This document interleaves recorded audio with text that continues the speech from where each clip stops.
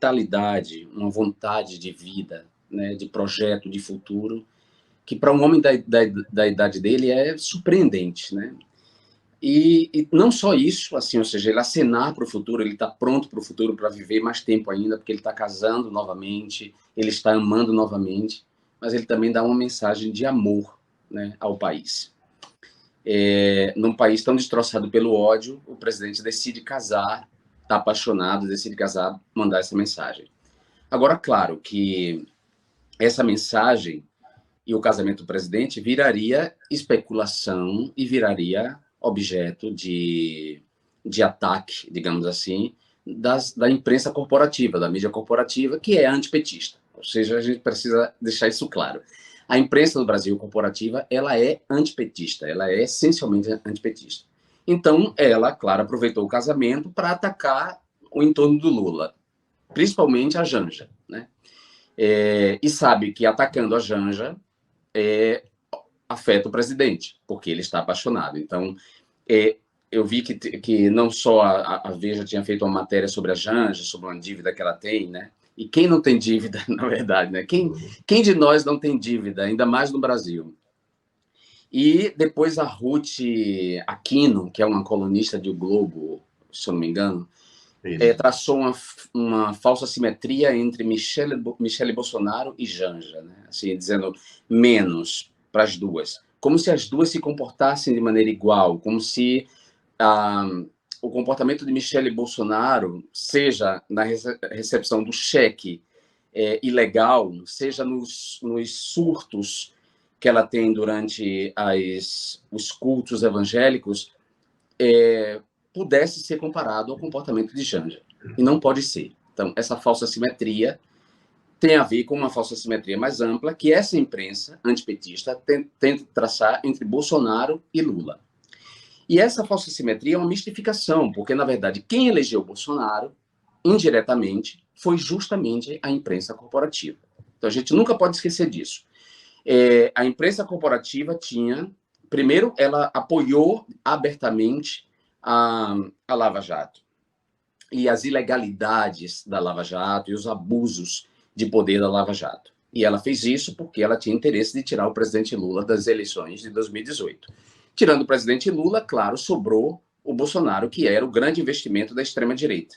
Era o cara mais popular da extrema-direita e era, além de tudo, militar, ainda que reformado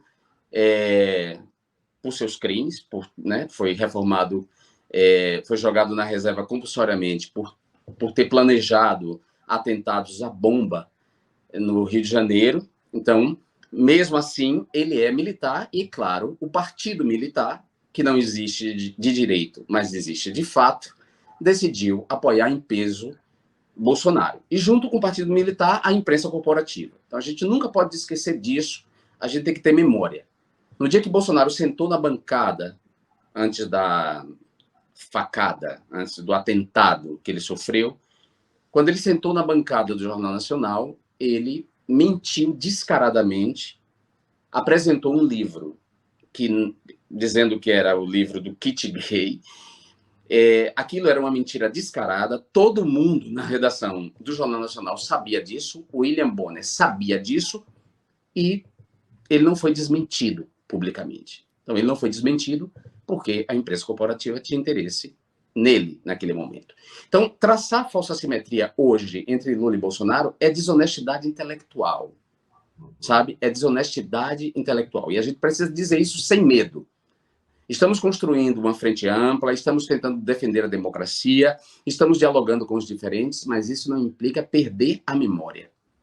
E não implica em perder a percepção, a malícia em relação a essa imprensa corporativa. Ou seja, se ela perceber que não tem jeito mesmo, que o Lula vai ganhar, certo? E a ideia é que ele ganhe no primeiro turno, é óbvio que ela vai ficar do lado de Bolsonaro, apesar do genocídio perpetrado a partir do manejo da Covid-19, apesar do ataque aos povos indígenas e das denúncias todas no Tribunal Internacional, apesar da corrupção aberta do Ministério da Saúde, apesar da corrupção da família Bolsonaro, dos seus laços com a milícia que assassinou Marielle Franco, apesar de tudo, essa imprensa será capaz de ficar do lado dele mais uma vez. A gente não pode se enganar.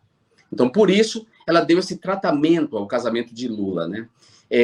Superfaturando o valor dos vinhos, como se o presidente, o cara que foi presidente da República, por 2 mandatos, admirado em todo mundo, né?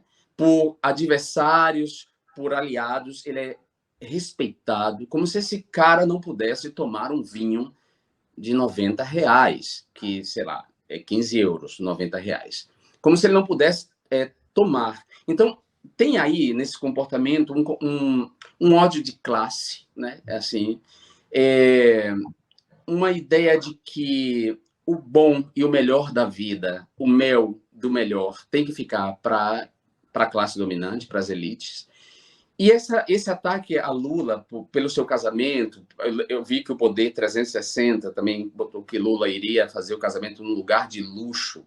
Ou seja, tudo isso parece aquele tipo de desinformação que foi muito feito em 2018, que é dizer socialista de iPhone, como se a gente não pudesse, por a gente defender um estado do bem-estar social, uma social-democracia, a gente não pudesse ter iPhone, né?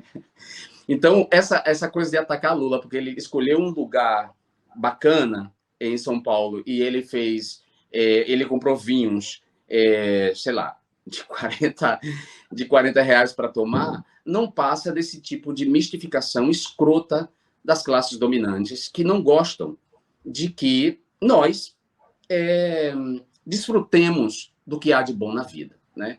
Então, o casamento foi um pouco tomado nesse sentido, foi interpretado nesse sentido, sugerir que Lula, né, estava esbanjando. E o curioso é que essa imprensa estava preocupada com o valor do vinho do casamento do Lula, um casamento privado, mas não falou quase nada do gasto de Bolsonaro no cartão corporativo em um mês, né?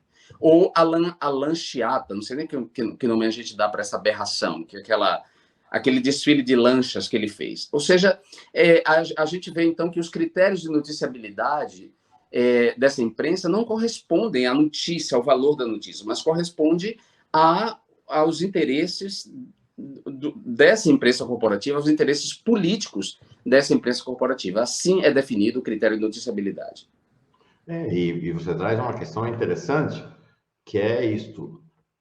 Aquilo que, por exemplo, em Fernando Henrique Cardoso seria visto como admiração e como expressão do bom gosto do Brasil, que seria um casamento luxuoso de Fernando Henrique, as festas de Fernando Henrique, é lido como denúncia, no caso de Lula, porque dizia, Lula precisava casar em cima da laje na favela. É isso. Claro. Ou que Lula continuasse bebendo, assim, a Sinara disse uma coisa muito interessante, assim, eles querem, na vontade dessa gentalha, porque é uma gentalha, né? Esses sabujos, porque não é nem assim, digamos, a família Marinho, não são nem os irmãos Marinho, que são desprezíveis, mas quem fala em nome deles, são os sabujos que estão nos jornais. Então, eles gostariam que Lula seguisse, que Lula só tomasse cachaça para continuar acusando Lula de cachaceiro. Foi isso que disse a Sinara, e eu concordo inteiramente. Ou seja, negar a Lula o direito que ele tem de fazer uma festa bacana. Ou seja,